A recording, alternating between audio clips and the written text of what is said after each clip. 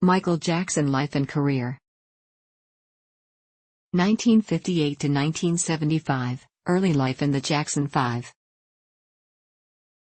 Michael Joseph Jackson was born in Gary, Indiana, a part of the Chicago metropolitan area, on August 29, 1958. He was the eighth of 10 children in the Jackson family, a working-class African-American family living in a two-bedroom house on Jackson Street in Gary. His mother, Catherine Esther Jackson, née Screws, left the Baptist tradition in 1963 to become a devout Jehovah's Witness. She played clarinet and piano and once aspired to be a country and western performer, but worked part-time at Sears to support the family. His father, Joseph Walter Joe Jackson, a former boxer, was a steel worker at U.S. Steel. Joe performed on guitar with a local rhythm and blues band, the Falcons, to supplement the family's income. Despite being a convinced Lutheran, Joe also participated in his wife's faith, as did all their children. His father's great-grandfather, July Jack Gale, was a Native American medicine man and an sick U.S. Army Scout.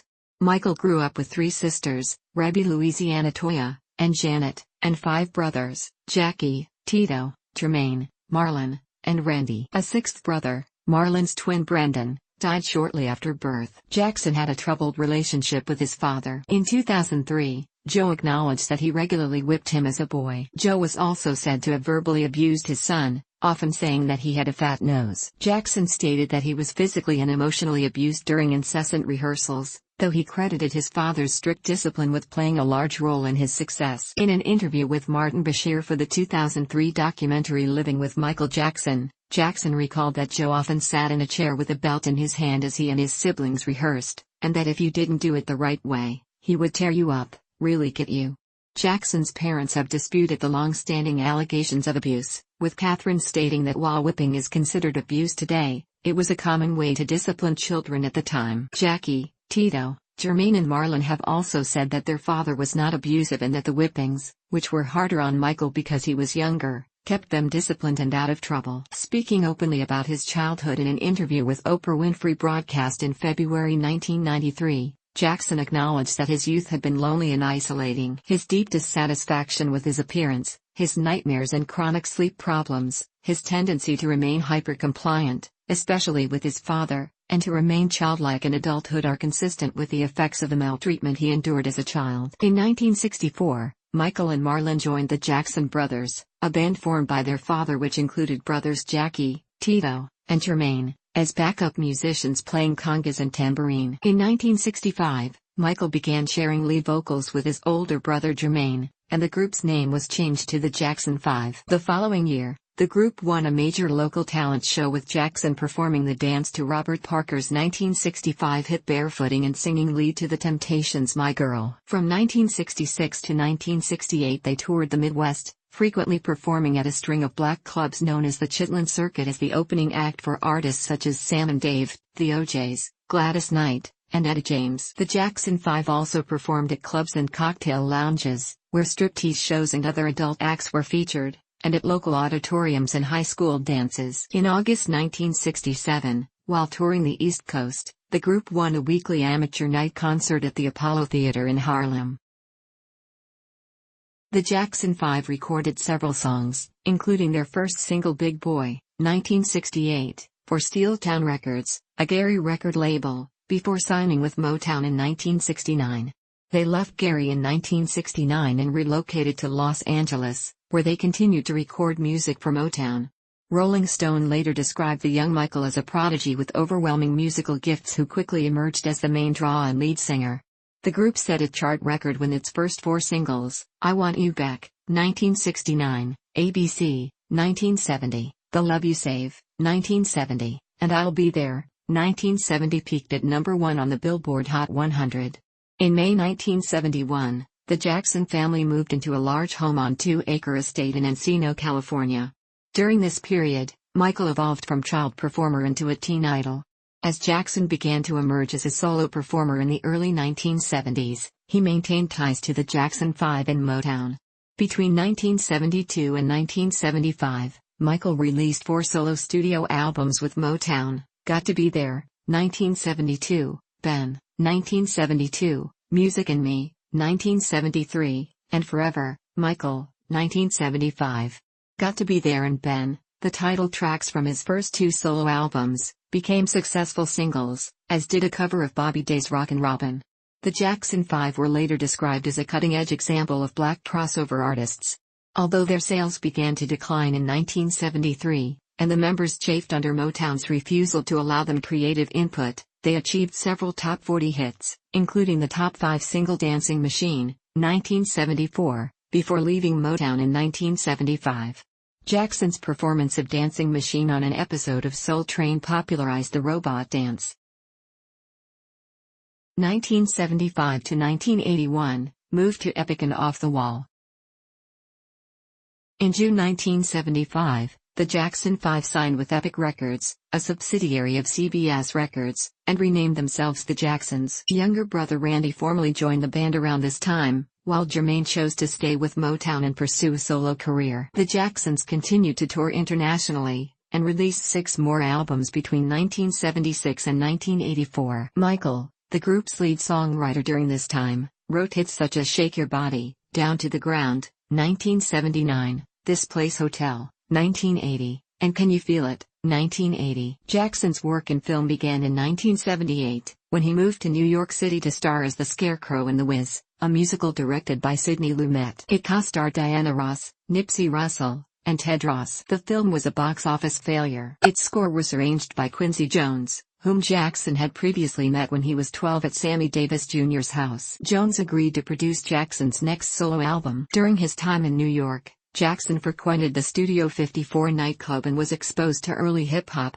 influencing his beatboxing on future tracks such as Working Day and Night. In 1979, Jackson broke his nose during a complex dance routine. His subsequent rhinoplasty was not a complete success. He complained of breathing difficulties that would affect his career. He was referred to Drive. Stephen Hoeflin, who performed Jackson's second rhinoplasty and subsequent operations. Jackson's fifth solo album, Off the Wall, 1979, co-produced by Jackson and Jones, established Jackson as a solo performer. The album helped Jackson transition from the bubblegum pop of his youth to the more complex sounds he would create as an adult. Songwriters for the album included Jackson, Rod Temperton, Stevie Wonder, and Paul McCartney. Off the Wall was the first solo album to generate 4 top 10 hits in the United States: Off the Wall, She's Out of My Life, and the chart-topping singles Don't Stop Till You Get Enough and Rock With You. The album reached number 3 on the Billboard 200 and eventually sold over 20 million copies worldwide. In 1980, Jackson won 3 awards at the American Music Awards for his solo efforts: Favorite Soul/R&B Album, Favorite Soul/R&B Male Artist, and Favorite Soul/R&B Single for Don't Stop Till You Get Enough. He also won Billboard Year-End Awards for Top Black Artist and Top Black Album, and a Grammy Award for Best Male R&B Vocal Performance for 1979 with Don't Stop Till You Get Enough. In 1981, Jackson was the American Music Awards winner for Favorite Soul/R&B Album and Favorite Soul/R&B Male Artist. Despite its commercial success, Jackson felt Off the Wall should have made a bigger impact, and was determined to exceed expectations with his next release. In 1980, he secured the highest royalty rate in the music industry, 37% of wholesale album profit. Jackson recorded with Queen singer Freddie Mercury from 1981 to 1983, recording demos for Of State of Shock, Victory and There Must Be More to Life Than This. The recordings were intended for an album of duets but, according to Queen's then-manager Jim Beach, the relationship soured when Jackson insisted on bringing a llama into the recording studio, whilst Jackson was also said to have been upset by Mercury's use of drugs. The collaborations were not officially released until 2014. Jackson went on to record the single State of Shock with Mick Jagger for the Jacksons' album Victory, 1984, and Mercury included the solo version of There Must Be More to Life Than This on his album Mr. Bad Guy, 1985. In 1982, Jackson combined his interests in songwriting and film when he contributed the song Someone in the Dark to the storybook for the film E.T. the Extraterrestrial. The song, with Jones as its producer, won a Grammy for Best Recording for Children for 1983. 1982 to 1983, Thriller and Motown 25, Yesterday, Today, Forever. More success came with Jackson's sixth album, Thriller, released in late 1982. The album earned Jackson 7 more Grammys and 8 American Music Awards, including the Award of Merit, the youngest artist to win it. It was the best-selling album worldwide in 1983, and became the best-selling album of all time in the United States and the best-selling album of all time worldwide, selling an estimated 66 million copies. It topped the Billboard 200 chart for 37 weeks and was in the top 10 of the 200 for 80 consecutive weeks. It was the first album to have 7 Billboard Hot 100 top 10 singles, including Billie Jean, Beat It, and Wanna Be Startin' Somethin'. In December 2015, Thriller was certified for 30 million shipments by the RIAA, making it the only album to achieve that feat in the United States. Thriller won Jackson and Quincy Jones the Grammy Award for Producer of the Year, Non-Classical, for 1983. It also won Album of the Year, with Jackson as the album's artist and Jones as its co-producer, and a Best Pop Vocal Performance, Male, award for Jackson. Beat It won Record of the Year, with Jackson as artist and Jones as co-producer, and a Best Rock Vocal Performance, Male, award for Jackson. Billie Jean won Jackson 2 Grammy Awards, Best R&B Song, with Jackson as its songwriter, and Best R&B Vocal Performance, Male, as its artist. Thriller also won another Grammy for Best Engineered Recording, Non-Classical in 1984, awarding Bruce Swedien for his work on the album. The AMA Awards for 1984 provided Jackson with an Award of Merit and AMAs for Favorite Male Artist, Soul/R&B, and Favorite Male Artist, Pop/Rock. Beat It won Jackson AMAs for Favorite Video, Soul/R&B, Favorite Video, Pop/Rock, and Favorite Single, Pop/Rock.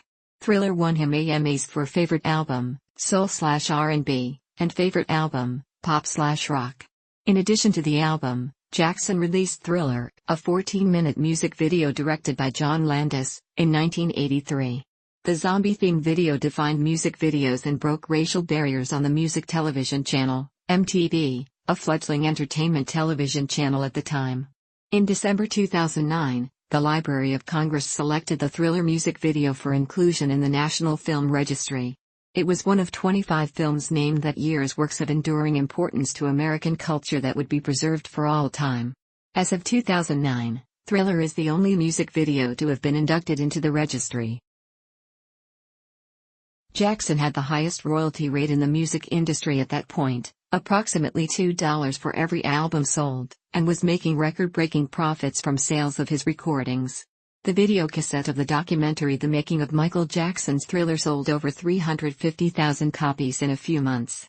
The era saw the arrival of novelties such as dolls modeled after Jackson, which appeared in stores in May 1984 at a price of $12. Biographer J. Randy Tarborelli writes that Thriller stopped selling like a leisure item, like a magazine, a toy, tickets to a hit movie, and started selling like a household staple. In 1985, The Making of Michael Jackson's Thriller won a Grammy for Best Music Video, Longform. Time described Jackson's influence at that point as star of records, radio, rock video. A one-man rescue team for the music business. A songwriter who sets the beat for a decade. A dancer with the fanciest feet on the street. A singer who cuts across all boundaries of taste and style and color too. The New York Times wrote that in the world of pop music, there is Michael Jackson and there is everybody else. On March 25, 1983, Jackson reunited with his brothers for a performance taped at the Pasadena Civic Auditorium for Motown 25, Yesterday, Today, Forever, an NBC television special.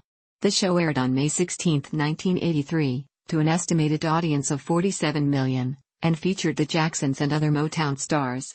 It is best remembered for Jackson's solo performance of Billie Jean, which earned Jackson his first Emmy nomination. Wearing a distinctive black sequin jacket and a golf glove decorated with rhinestones, he debuted his signature dance move, the moonwalk, which former Soul Train dancer and Shalimar member Jeffrey Daniel had taught him 3 years earlier. Jackson had originally turned down the invitation to perform at the show, believing he had been doing too much television at the time. At the request of Motown founder Berry Gordy, he agreed to perform in exchange for time to do a solo performance. According to Rolling Stone reporter Michael Gilmore, there are times when you know you are hearing or seeing something extraordinary. That came that night. Jackson's performance drew comparisons to Elvis Presley's and the Beatles' appearances on The Ed Sullivan Show. Anna Kisselgoff of the New York Times wrote in 1988, "The moonwalk that he made famous is an apt metaphor for his dance style. How does he do it? As a technician, he is a great illusionist, a genuine mime. His ability to keep one leg straight as he glides while the other bends and seems to walk requires perfect timing. Gordy said of the performance, "From the first beat of Billie Jean, I was mesmerized, and when he did his iconic moonwalk, I was shocked. It was magic." Michael Jackson went into orbit, and never came down. 1984 to 1985, Pepsi, We Are the World, and business career. In November 1983, Jackson and his brothers partnered with PepsiCo in a $5 million promotional deal that broke records for a celebrity endorsement. The first Pepsi-Cola campaign, which ran in the United States from 1983 to 1984 and launched its iconic New Generation theme, included tour sponsorship, public relations events, and in-store displays. Jackson, who was involved in creating the advertisement, suggested using his song Billie Jean as its jingle with revised lyrics. According to a Billboard report in 2009, Brian J. Murphy, Executive VP of Branded Management at TBA Global, said, "You couldn't separate the tour from the endorsement from the licensing of the music, and then the integration of the music into the Pepsi fabric." On January 27, 1984, Michael and other members of the Jacksons filmed a Pepsi commercial overseen by executive Phil Dusenbury, a BBDO ad agency executive, and Alan Potash, Pepsi's worldwide creative director, at the Shrine Auditorium in Los Angeles. During a simulated concert before a full house of fans, pyrotechnics accidentally set Jackson's hair on fire, causing second-degree burns to his scalp. Jackson underwent treatment to hide the scars and had his third rhinoplasty shortly thereafter. Pepsi settled out of court, and Jackson donated the $1.5 million settlement to the Brotman Medical Center in Culver City, California. Its Michael Jackson Burn Center is named in his honor. Dusenbury recounted the episode in his memoir, "Then We Set His Hair on Fire: Insights and Accidents from a Hall of Fame Career in Advertising." Jackson signed a second agreement with Pepsi in the late 1980s for a reported $10 million. The second campaign had a global reach of more than 20 countries and would provide financial support for Jackson's That Album and 1987-88 World Tour.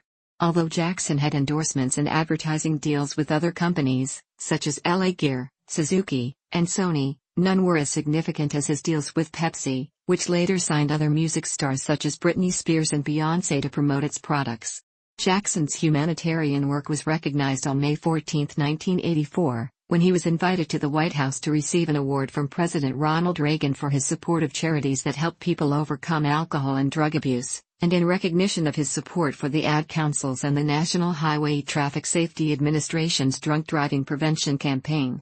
Jackson donated the use of Beat It for the campaign's public service announcements. Unlike later albums, Thriller did not have an official tour, but the Victory Tour of 1984 headlined the Jacksons and showcased much of Jackson's new solo material to more than 2 million Americans. It was the last tour he would do with his brothers. Following controversy over the concert's ticket sales, Jackson held a press conference and announced that he would donate his share of the proceeds, an estimated $3 to $5 million, to charity. His charitable work and humanitarian awards continued with the release of We Are the World, 1985. Co-written with Lionel Richie. The song was recorded on January 28, 1985 and released worldwide in March 1985 to aid the poor in the United States and Africa. The song earned $63 million for famine relief, and became one of the best-selling singles of all time, with 20 million copies sold. It won 4 Grammys for 1985, including Song of the Year for Jackson and Richie as its writers. Although the American Music Awards directors removed the charity song from the competition because they felt it would be inappropriate, the AMA show in 1986 concluded with a tribute to the song in honor of its first anniversary. The project's creators received 2 special AMA honors, one for the creation of the song and another for the USA for Africa idea. Jackson,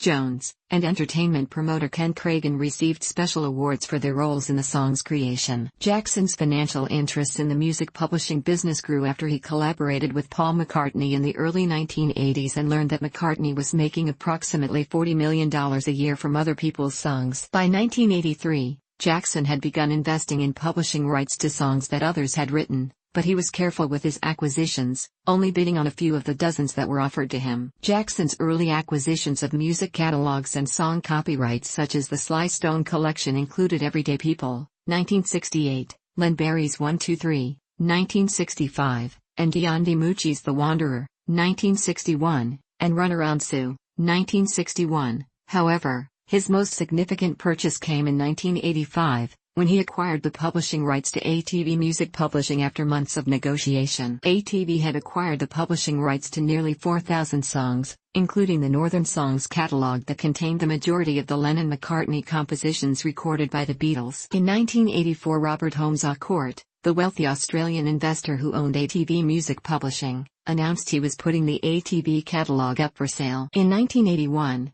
McCartney was offered the ATV Music catalog for £20 million, $40 million. According to McCartney, he contacted Yoko Ono about making a joint purchase by splitting the cost at £10 million each, but Ono thought they could buy it for £5 million each. When they were unable to make a joint purchase, McCartney, who did not want to be the sole owner of the Beatles' songs, did not pursue an offer on his own. According to a negotiator for Holmes à Court in the 1984 sale, McCartney was given first right of refusal and declined to purchase. Jackson was informed of the sale by his attorney, John Branca, in September 1984. An attorney for McCartney also assured Branca that McCartney was not interested in bidding. McCartney reportedly felt it was too expensive, but several other companies and investors were interested in bidding. Jackson submitted a bid of $46 million on November 20, 1984. His agents thought they had a deal several times, but encountered new bidders or new areas of debate. In May 1985, Jackson's team left talks after having spent more than $1 million and 4 months of due diligence work on the negotiations. In June 1985,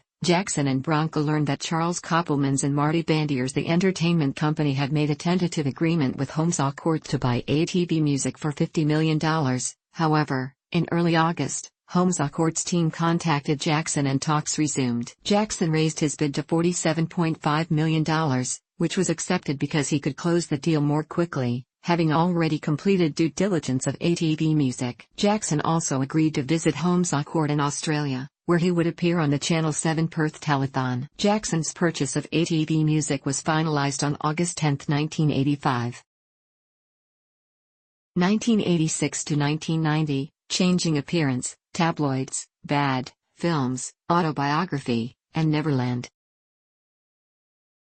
Jackson's skin had been a medium brown color during his youth, but from the mid-1980s gradually grew paler. The change gained widespread media coverage, including rumors that he might have been bleaching his skin. According to J. Randy Taraborelli's biography, Jackson was diagnosed with vitiligo in 1984. Vitiligo results in white patches on the skin. Although Jackson was diagnosed with vitiligo, Taraborelli stated that Jackson had been skin bleaching. He said that Jackson was diagnosed with lupus, and that while the vitiligo partially lightened Jackson's skin, the lupus was in remission. Both illnesses made Jackson's skin sensitive to sunlight. The treatments Jackson used for his condition further lightened his skin, and, with the application of pancake makeup to even out blotches, he could appear pale. Jackson stated that although he used makeup to control the patchy appearance of his skin, he never purposely bleached his skin. He said of his vitiligo, "It is something I cannot help. When people make up stories that I don't want to be who I am, it hurts me. It's a problem for me. I can't control it." Jackson was also diagnosed with vitiligo in his autopsy, though not lupus. Jackson stated he had had only 2 rhinoplasties and no other facial surgery, although at one point mentioned having had a dimple created in his chin. He lost weight in the early 1980s because of a change in diet and a desire for a dancer's body. Witnesses reported that he was often dizzy, and speculated he was suffering from anorexia nervosa. Periods of weight loss would become a recurring problem later in life. During the course of his treatment, Jackson made 2 close friends, his dermatologist, Dr. Arnold Klein, and Klein's nurse Debbie Rowe. Rowe eventually became Jackson's second wife and the mother of his 2 eldest children. He also relied heavily on Klein for medical and business advice. Jackson became the subject of increasingly sensational reports. In 1986, the tabloids ran a story claiming that he slept in a hyperbaric oxygen chamber to slow the aging process. He was pictured lying in a glass box. Although the claim was untrue, according to tabloid reports that are widely cited, Jackson disseminated the fabricated story himself. When Jackson bought a chimpanzee named Bubbles from a laboratory, he was reported to be increasingly detached from reality. It was reported that Jackson had offered to buy the bones of Joseph Merrick, the Elephant Man, and, although untrue, Jackson did not deny the story. Although he initially saw these stories as opportunities for publicity, he stopped leaking untruths to the press as they became more sensational. Consequently, the media began fabricating stories. These reports became embedded in the public consciousness, inspiring the nickname Wacko Jacko, which Jackson came to despise. Responding to the gossip, Jackson remarked to Tara Borelli, "Why not just tell people I'm an alien from Mars? Tell them I eat live chickens and do a voodoo dance at midnight. They'll believe anything you say, because you're a reporter. But if I, Michael Jackson, were to say, I'm an alien from Mars and I eat live chickens and do a voodoo dance at midnight, people would say, oh, man, that Michael Jackson is nuts. He's cracked up. You can't believe a single word that comes out of his mouth." Jackson collaborated with filmmakers George Lucas and Francis Ford Coppola on the 17-minute 3D film Captain EO, which debuted in September 1986 at both the original Disneyland and at Epcot in Florida, and in March 1987 at Tokyo Disneyland. The $30 million movie was a popular attraction at all three parks. A Captain EO attraction was later featured at Euro Disneyland after that park opened in 1992. All four parks' Captain EO installations stayed open well into the 1990s. The Paris installation was the last to close, in 1998. The attraction would later return to Disneyland in 2010 after Jackson's death. In 1987, Jackson disassociated himself from the Jehovah's Witnesses. Katherine Jackson said this might have been because some witnesses strongly opposed the Thriller video, although Jackson had denounced it in a witness publication in 1984. Jackson's first album in 5 years, Bad, 1987, was highly anticipated, with the industry expecting another major hit. It produced 9 singles, with 7 charting in the US. 5, I Just Can't Stop Loving You, Bad, The Way You Make Me Feel, Man in the Mirror, and Dirty Diana, reached #1 on the Billboard Hot 100, a record for the most #1 Hot 100 singles from a single album, including Thriller. By 2012, Bad had sold between 30 and 45 million copies worldwide. Bruce Swedien and Humberto Gatica won 1 Grammy in 1988 for Best Engineered Recording, Non-Classical, and Michael Jackson won 1 Grammy for Best Music Video, short form for Leave Me Alone in 1989. In the same year, Jackson won an Award of Achievement at the American Music Awards after Bad became the first album to generate 5 #1 singles in the US, the first album to top in 25 countries, and the best-selling album worldwide in 1987 and 1988. In 1988, Bad won an American Music Award for Favorite Soul/R&B Single. The Bad World Tour began on September 12 that year, finishing on January 14, 1989. In Japan alone, the tour had 14 sellouts and drew 570,000 people, nearly tripling the previous record of 200,000 in a single tour. Jackson broke a Guinness World Record when 504,000 people attended 7 sold-out shows at Wembley Stadium. He performed a total of 123 concerts to an audience of 4.4 million people. In 1988, Jackson released his only autobiography, Moonwalk, which took 4 years to complete and sold 200,000 copies. He wrote about his childhood, the Jackson 5, and the abuse he had suffered. He also wrote about his changing facial appearance, attributing it to puberty, weight loss, a strict vegetarian diet, a change in hairstyle, and stage lighting. Moonwalk reached the top position on the New York Times bestsellers list. Jackson released a film, Moonwalker, which featured live footage and short films starring Jackson and Joe Pesci. Due to financial issues, the film was only released theatrically in Germany. In other markets it was released direct-to-video. It debuted at the top of the Billboard Top Music Video Cassette chart, staying there for 22 weeks. It was eventually knocked off the top spot by Michael Jackson. The legend continues. In March 1988, Jackson purchased land near Santa Ynez, California, to build Neverland Ranch at a cost of $17 million. He installed several carnival rides on the 2,700-acre, 11 square kilometers, property, including a Ferris wheel, carousel, menagerie, movie theater and zoo. A security staff of 40 patrolled the grounds. In 2003, it was valued at approximately $100 million. In 1989, Jackson's annual earnings from album sales, endorsements, and concerts were estimated at $125 million for that year alone. Shortly afterwards, he became the first Westerner to appear in a television ad in the Soviet Union. Jackson's success earned him the nickname the King of Pop. It was popularized by Elizabeth Taylor when she presented him with the Soul Train Heritage Award in 1989, proclaiming him the true king of pop, rock and soul. and the release of the Black or White video. President George H.W. Bush designated him the White House's Artist of the Decade. From 1985 to 1990, he donated $455,000 to the United Negro College Fund, and all profits from his Single Man in the Mirror went to charity. Jackson's live rendition of You Were There at Sammy Davis Jr.'s 60th birthday celebration won Jackson a second Emmy nomination. 1991 to 1993, Dangerous, Heal the World Foundation, and Super Bowl XXVII.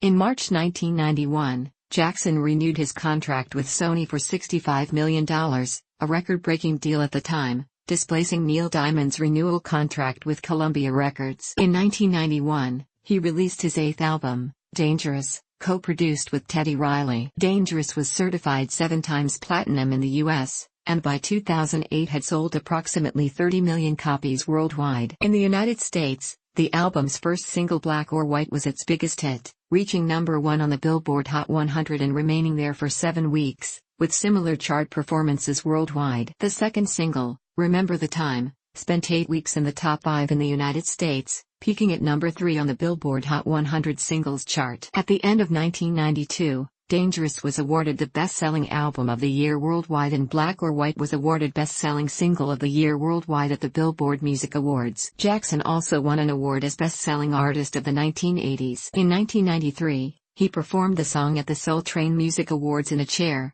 saying he had suffered an injury in rehearsals. In the UK and other parts of Europe, Heal the World was the album's most successful song. It sold 450,000 copies in the UK and spent 5 weeks at number 2 in 1992. Jackson founded the Heal the World Foundation in 1992. The charity brought underprivileged children to Jackson's ranch to enjoy the property's theme park rides, and sent millions of dollars around the globe to help children threatened by war, poverty, and disease. In the same year, Jackson published his second book, Dancing the Dream, a collection of poetry, revealing a more intimate side. While it was a commercial success, it received mostly negative reviews. In 2009, the book was republished by Doubleday and was more positively received by some critics in the wake of Jackson's death. The Dangerous World Tour began on June 27, 1992, and finished on November 11, 1993. Having grossed $100 million, Jackson performed to 3.5 million people in 70 concerts. He sold the broadcast rights to his Dangerous World Tour to HBO for $20 million, a record-breaking deal that still stands. Following the illness and death of AIDS spokesperson Ryan White, Jackson helped draw public attention to HIV/AIDS, something that was controversial at the time. He publicly pleaded with the Clinton administration at Bill Clinton's inaugural gala to give more money to HIV/AIDS charities and research. In a high-profile visit to Africa, Jackson visited countries including Gabon and Egypt. His first stop to Gabon was greeted with an enthusiastic reception of more than 100,000 people, some of them carrying signs that read "Welcome Home, Michael." In his trip to Ivory Coast, Jackson was crowned King Sani by a tribal chief. He thanked the dignitaries in French and English, signed official documents formalizing his kingship, and sat on a golden throne while presiding over ceremonial dances. In January 1993, Jackson performed at the Super Bowl XXVII halftime show in Pasadena, California. Because of a dwindling interest during halftime in the preceding years, a special live episode of In Living Color eroded the previous halftime show's audience by 10 ratings points. The NFL decided to seek big-name talent that would keep ratings high, with Jackson selected for his universal appeal. It was the first Super Bowl whose halftime performance drew greater audience figures than the game itself. The performance began with Jackson catapulting onto the stage as fireworks went off behind him, followed by 4 songs: Jam, Billie Jean, Black or White, and Heal the World. Jackson's Dangerous album rose 90 places in the album chart after the performance. Jackson gave a 90-minute interview to Oprah Winfrey on February 10, 1993, his second television interview since 1979. He grimaced when speaking of his childhood abuse at the hands of his father. He believed he had missed out on much of his childhood years, admitting that he often cried from loneliness. He denied tabloid rumors that he had bought the bones of the Elephant Man, slept in a hyperbaric oxygen chamber, or bleached his skin, and stated for the first time that he had vitiligo. Dangerous re-entered the album chart in the top 10, more than a year after its original release. In February 1993, Jackson was given a Living Legend Award at the 35th Annual Grammy Awards in Los Angeles. Black or White was Grammy nominated for Best Vocal Performance. Jam gained 2 nominations, Best R&B Vocal Performance and Best R&B Song. The Dangerous album won a Grammy for Best Engineered, Non-Classical, awarding the work of Bruce Whitting and Teddy Riley. In the same year, Michael Jackson won 3 American Music Awards for Favorite Pop/Rock Album, Dangerous, Favorite Soul/R&B Single, Remember the Time, and was the first to win the International Artist Award of Excellence, for his global performances in humanitarian concerns. According to some sources, Jackson was contracted to write the soundtrack for Sega's 1994 video game Sonic the Hedgehog 3 with collaborators Brad Buxer and Bobby Brooks, among others. However, Jackson left the project before completion and was not credited. Some sources state he was dissatisfied with the Sega Genesis console's audio capabilities, while others say Sega ended the collaboration when sexual abuse allegations against Jackson were made public. 1993 to 1994, first child sexual abuse allegations and first marriage. In mid-1993, Jackson was accused of child sexual abuse by a 13-year-old boy, Jordan Chandler, and his father, Evan Chandler, a dentist. Jackson began taking painkillers, Valium, Xanax and Ativan to deal with the stress of the allegations. By the fall of 1993, he was addicted to the drugs. The Chandler family demanded payment from Jackson, which he refused. Jordan Chandler eventually told the police that Jackson had sexually abused him. Jordan's mother was, however, adamant that there had been no wrongdoing on Jackson's part. Evan was recorded discussing his intention to pursue charges, saying, "If I go through with this, I win big time. There's no way I lose. I will get everything I want and they will be destroyed forever. Michael's career will be over." Jackson used the recording to argue that he was the victim of a jealous father whose only goal was to extort money. In January 1994, after an investigation, Deputy Los Angeles County District Attorney Michael J. Montagna stated that Chandler would not be charged with extortion, due to lack of cooperation from Jackson's party and its willingness to negotiate with Chandler for several weeks, among other reasons. In August 1993, police raided Jackson's home and, according to court documents, found books and photographs in his bedroom featuring young boys with little or no clothing. The books were not under any legal restrictions towards the public and were free for anyone to purchase and own in the United States. Jackson was not indicted. Jordan Chandler gave police a description of Jackson's intimate parts. A strip search revealed that Jordan had correctly claimed Jackson had patchy-colored buttocks, short pubic hair, and pink and brown marked testicles. Reportedly, Jordan had also drawn accurate pictures of a dark spot on Jackson's penis only visible when his penis was lifted. Despite differing initial internal reports from prosecutors and investigators,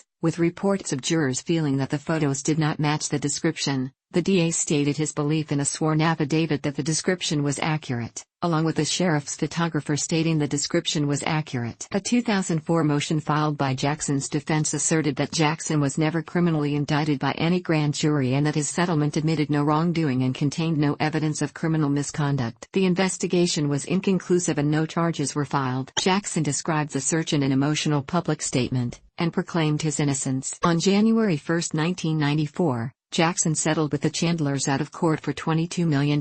A Santa Barbara County grand jury and a Los Angeles County grand jury disbanded on May 2, 1994, without indicting Jackson. The Chandlers stopped cooperating with the criminal investigation around July 6, 1994. The out-of-court settlements documentation stated Jackson admitted no wrongdoing and no liability. The Chandlers and their family lawyer Larry Feldman signed it without contest. Feldman stated nobody bought anybody's silence.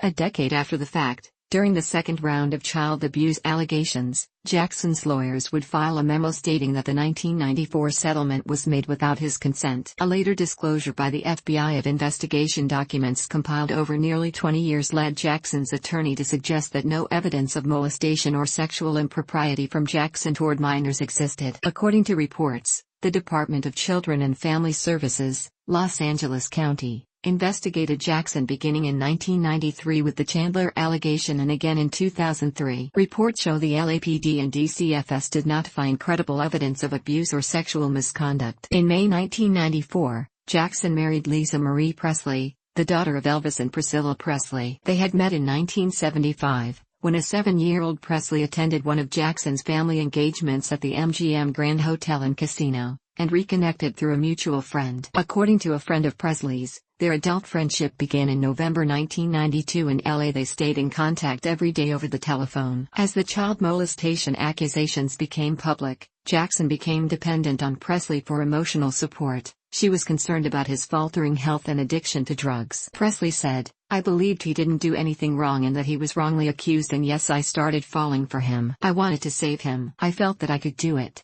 Shortly afterward, she tried to persuade Jackson to settle the allegations out of court and go into rehabilitation to recover. He subsequently did both. Jackson proposed to Presley over the telephone towards the fall of 1993, saying, "If I asked you to marry me, would you do it?" They married in the Dominican Republic in secrecy, denying it for nearly 2 months afterwards. The marriage was, in her words, a married couple's life that was sexually active. The tabloid media speculated that the wedding was a ploy to prop up Jackson's public image. The marriage ended less than 2 years later with an amicable divorce settlement. In a 2010 interview with Oprah Winfrey, Presley said they had spent 4 more years after the divorce getting back together and breaking up until she decided to stop. 1995 to 1997, H.I. Story, Second Marriage, and Fatherhood. In June 1995, Jackson released the double album H.I. Story, Past, Present, and Future, Book I. The first disc, H.I. Story Begins, is a 15-track greatest hits album, later reissued as Greatest Hits, H.I. Story, Volume I in 2001. The second disc, H.I. Story Continues, contains 13 original songs and 2 cover versions. The album debuted at number 1 on the charts and has been certified for 7 million shipments in the U.S. It is the best-selling multi-disc album of all time, with 20 million copies, 40 million units, sold worldwide. H.I. Story received a Grammy nomination for Album of the Year. The first single released from H.I. Story was Scream/Childhood. Scream, a duet with Jackson's youngest sister Janet, protests the media, particularly its treatment of Jackson during the 1993 child abuse allegations. The single had the highest debut on the Billboard Hot 100 at number 5, and received a Grammy nomination for Best Pop Collaboration with Vocals. The second single, You Are Not Alone, holds the Guinness World Record for the first song to debut at number 1 on the Billboard Hot 100 chart. It was seen as a major artistic and commercial success, receiving a Grammy nomination for Best Pop Vocal Performance. In late 1995, Jackson was rushed to a hospital after collapsing during rehearsals for a televised performance, caused by a stress-related panic attack. In November, Jackson merged his ATV music catalog with Sony's music publishing division, creating Sony ATV Music Publishing. He retained ownership of half the company, earning $95 million upfront as well as the rights to more songs. Earth Song was the third single released from H.I. Story, and topped the UK singles chart for 6 weeks over Christmas 1995. It sold 1 million copies, making it Jackson's most successful single in the UK. The track They Don't Care About Us became controversial when the Anti-Defamation League and other groups criticized its allegedly anti-Semitic lyrics. Jackson quickly released a revised version of the song without the offending lyrics. In 1996, Jackson won a Grammy for Best Music Video, short form for Scream, and an American Music Award for Favorite Pop/Rock Male Artist. H.I. Story was promoted with the successful H.I. Story World Tour, beginning on September 7, 1996, and ending on October 15, 1997. Jackson performed 82 concerts in 5 continents, 35 countries and 58 cities to over 4.5 million fans, and grossed a total of $165 million, becoming Jackson's most successful tour in terms of audience figures. During the tour, Jackson married his longtime friend Deborah Jean Rowe, a dermatology nurse, in an impromptu ceremony in Sydney, Australia. Rowe was approximately 6 months pregnant with the couple's first child at the time. Originally, Rowe and Jackson had no plans to marry, but Jackson's mother Catherine persuaded them to do so. Michael Joseph Jackson Jr., commonly known as Prince, was born on February 13, 1997. His sister Paris Michael Catherine Jackson was born a year later on April 3, 1998. The couple divorced in 1999, and Jackson received full custody of the children. The divorce was relatively amicable, but a subsequent custody suit was not settled until 2006. In 1997, Jackson released Blood on the Dance Floor, H.I. Story in the Mix, which contained remixes of hit singles from H.I. Story and 5 new songs. Worldwide sales stand at 6 million copies, making it the best-selling remix album of all time. It reached number 1 in the UK, as did the title track. In the US, the album was certified platinum, but only reached number 24. Forbes placed Jackson's annual income at $35 million in 1996 and $20 million in 1997. 1997 to 2002, label dispute and Invincible. From October 1997 to September 2001, Jackson worked with collaborators including Teddy Riley and Rodney Jerkins to produce his 10th solo album, Invincible. The album cost $30 million to record, not including promotional expenditures. Throughout June 1999, Jackson was involved in a number of charitable events. He joined Luciano Pavarotti for a benefit concert in Modena, Italy. The show was in support of the non-profit organization War Child, and raised $1 million for the refugees of Kosovo, FR Yugoslavia, and additional funds for the children of Guatemala. Later that month, Jackson organized a series of Michael Jackson and Friends benefit concerts in Germany and Korea. Other artists involved included Slash, The Scorpions, Boyz II Men, Luther Vandross, Mariah Carey, A.R. Rahman, Prabhu Devasundaram, Shobana, Andrea Bocelli, and Luciano Pavarotti. The proceeds went to the Nelson Mandela Children's Fund, the Red Cross and UNESCO. From August 1999 through 2000, he lived in New York City at 4 East 74th Street. At the turn of the century, Jackson won an American Music Award as Artist of the 1980s. In September 2001,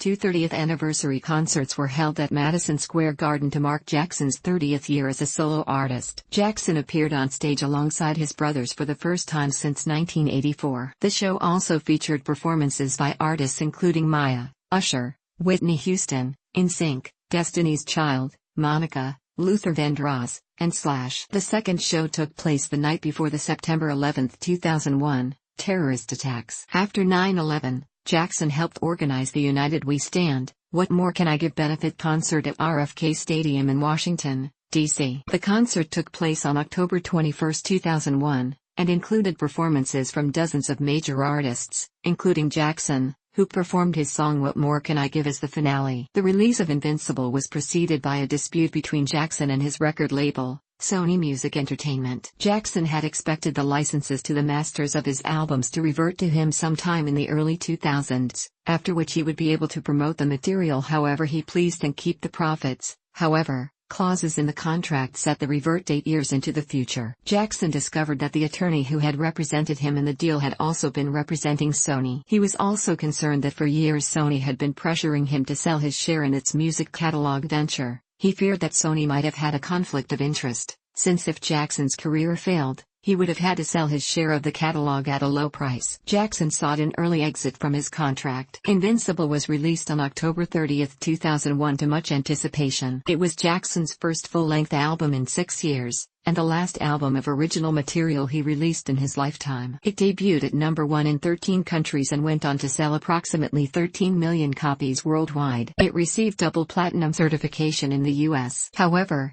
sales for Invincible were lower than Jackson's previous releases, due in part to the record label dispute and the lack of promotion or tour, and its release at a bad time for the music industry in general. Invincible spawned 3 singles, You Rock My World, Cry, and Butterflies, the latter without a music video. On January 22, 2002, Jackson won his 22nd American Music Award for Artist of the Century. On February 22 of the same year, his third child, Prince Michael Jackson II, nicknamed Blanket, was born. The mother's identity was not announced, but Jackson said Prince was the result of artificial insemination from a surrogate mother and his own sperm. Jackson alleged in July 2002 that Sony Music chairman Tommy Mottola was a devil and racist who did not support his African American artists, using them merely for his own gain. He charged that Mottola had called his colleague Irv Gotti a fat nigger. Sony refused to renew Jackson's contract, and claimed that a $25 million promotional campaign had failed because Jackson refused to tour in the United States. 2002 to 2005, second child sexual abuse allegations and acquittal. Beginning in May 2002, Jackson allowed a documentary film crew, led by British TV personality Martin Bashir, to follow him nearly everywhere he went. On November 20 of that year, Jackson brought his infant son Prince onto the balcony of his room at the Hotel Adlon in Berlin as fans stood below, holding him in his right arm with a cloth loosely draped over Prince's face. Prince was briefly extended over a railing, 4 stories above ground level, prompting widespread criticism in the media. Jackson apologized for the incident, calling it a terrible mistake. Fauchier's crew was with Jackson during this incident. The program was broadcast in March 2003 as Living with Michael Jackson. In a particularly controversial scene, Jackson was seen holding hands and discussing sleeping arrangements with a young boy. As soon as the documentary aired, the Santa Barbara County Attorney's Office began a criminal investigation. After an initial probe from the LAPD and DCFS was conducted in February 2003, they had initially concluded that molestation allegations were unfounded at the time. After the young boy involved in the documentary and his mother had told investigators that Jackson had behaved improperly, Jackson was arrested in November 2003 and charged with 7 counts of child molestation and 2 counts of administering an intoxicating agent in relation to the 13-year-old boy shown in the film. Jackson denied the allegations, saying the sleepovers were not sexual in nature. The People v. Jackson trial began on January 31, 2005, in Santa Maria, California, and lasted until the end of May. On June 13, 2005, Jackson was acquitted on all counts. After the trial, in a highly publicized relocation, he moved to the Persian Gulf island of Bahrain as a guest of Sheikh Abdullah. Unknown to Jackson, Bahrain was also where the family had intended to send Jackson if he had been convicted, according to a statement by Jermaine Jackson printed in the Times of London in September 2011. On November 17, 2003, 3 days before Jackson's arrest, Sony released Number Ones, a compilation of Jackson's hits on CD and DVD. In the US, the album was certified triple platinum by the RIAA. In the UK it was certified 6 times platinum for shipments of at least 1.2 million units. 2006 to 2009, closure of Neverland, final years, and This Is It. In March 2006, amidst reports that Jackson was having financial problems, the main house at Neverland Ranch was closed as a cost-cutting measure. Jackson had been delinquent on his repayments of a $270 million loan secured against his music publishing holdings, even though the holdings were reportedly making him as much as $75 million a year. Bank of America sold the debt to Fortress Investments. Sony reportedly proposed a restructuring deal which would give them a future option to buy half of Jackson's stake in their jointly owned publishing company, leaving Jackson with a 25% stake. Jackson agreed to a Sony-backed refinancing deal in April 2006, although the details were not made public. Jackson did not have a recording contract at the time. In early 2006, it was announced that Jackson had signed a contract with a Bahrain-based startup, 2C's Records. Nothing ccame of the deal, and 2C's CEO Guy Holmes later stated that it had never been finalized. Throughout 2006, Sony repackaged 20 singles from the 1980s and 1990s as the Michael Jackson Visionary series, which subsequently became a box set. Most of the singles returned to the charts as a result. In September 2006, Jackson and his ex-wife Debbie Rowe confirmed reports that they had settled their long-running child custody suit. The terms were never made public. Jackson continued to be the custodial parent of the couple's 2 children. In October 2006, Fox News Entertainment reporter Roger Friedman said that Jackson had been recording at a studio in rural Westmeath, Ireland. It was not known at the time what Jackson was working on, or who had paid for the sessions, since his publicist had recently issued a statement claiming that he had left 2C's. In November 2006, Jackson invited an Access Hollywood camera crew into the studio in Westmeath, and MSNBC reported that he was working on a new album, produced by Will Am. Jackson performed at the World Music Awards in London on November 15, 2006, and accepted a Diamond Award for selling over 100 million records. During his period in Ireland he sought Patrick Treacy for cosmetic treatment after reading about his experience with HLA fillers and his charitable work in Africa. Treacy became his only doctor when he lived in Ireland in 2006. He started as Jackson's personal dermatologist and developed a friendship with him. Jackson returned to the United States after Christmas 2006 to attend James Brown's funeral in Augusta, Georgia, where he gave one of the eulogies, saying that James Brown is my greatest inspiration. In 2011, Treacy appeared on Drive Drew's show on CNN and stated he had given propofol to Jackson on 2 occasions, but that Jackson always requested an anesthetist present. In 2007, Jackson and Sony bought another music publishing company, Famous Music LLC, formerly owned by Viacom. This deal gave him the rights to songs by Eminem and Beck, among others. In March 2007, Jackson gave a brief interview to the Associated Press in Tokyo, where he said, "I've been in the entertainment industry since I was 6 years old, and as Charles Dickens would say, it's been the best of times, the worst of times. But I would not change my career. While some have made deliberate attempts to hurt me, I take it in stride because I have a loving family, a strong faith and wonderful friends and fans who have, and continue, to support me." That month, Jackson visited a U.S. Army post in Japan, Camp Sama, to greet over 3,000 U.S. troops and their families. The hosts presented Jackson with a certificate of appreciation. In September 2007, Jackson was still working on his next album, but it was never completed. In 2008, Jackson and Sony released Thriller 25 to mark the 25th anniversary of the original Thriller. The album featured the previously unreleased song For All Time, an outtake from the original sessions, as well as remixes by younger artists who had been inspired by Jackson's work. 2 remixes were released as singles with modest success: The Girl Is Mine 2008, with Will.I Am, based on an early demo version of the original song without Paul McCartney, and Wanna Be Startin' Somethin' 2008, with Akon. The album was a commercial success. In anticipation of Jackson's 50th birthday, Sony BMG released a series of greatest hits albums, King of Pop. Slightly different versions were released in various countries, based on polls of local fans. King of Pop reached the top 10 in most countries where it was issued, and also sold well as an import in other countries, such as the United States.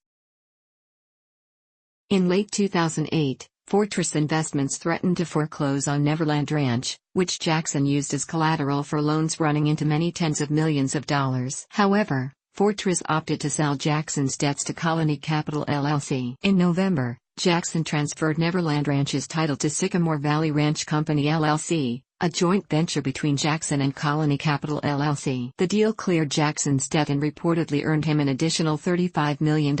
At the time of his death, Jackson still owned a stake of unknown size in Neverland/Sycamore Valley. In September 2008, Jackson entered negotiations with Julian's Auction House to display and auction a large collection of memorabilia amounting to approximately 1,390 lots. The auction was scheduled to take place between April 22 and 25. An exhibition of the lots opened as scheduled on April 14, but Jackson eventually cancelled the auction. In March 2009, Jackson held a press conference at London's O2 Arena to announce a series of comeback concerts titled This Is It. The shows would have been Jackson's first major series of concerts since the HI Story World Tour finished in 1997. Jackson suggested retirement after the shows, saying it would be his final curtain call. The initial plan was for 10 concerts in London, followed by shows in Paris, New York City, and Mumbai. Randy Phillips, president and chief executive of IG Live, stated that the first 10 dates alone would earn Jackson approximately £50 million. The London residency was increased to 50 dates after record-breaking ticket sales. Over 1 million were sold in less than 2 hours. The concerts would have commenced on July 13, 2009, and finished on March 6, 2010. Jackson rehearsed in Los Angeles in the weeks leading up to the tour under the direction of choreographer Kenny Ortega. Most of these rehearsals took place at the Staples Center,